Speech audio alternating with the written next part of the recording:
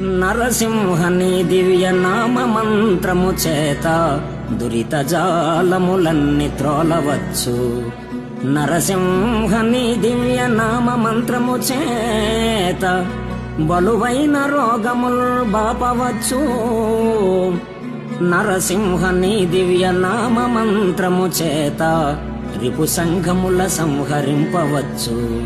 నరసింహ నీ దివ్య నామ మంత్రము చేత దండహస్తుని బంట్ల తరమవచ్చు. బలిరనేని మహామంత్ర బలము చేత దివ్య వైకుంఠ పదవి సాధింపవచ్చు.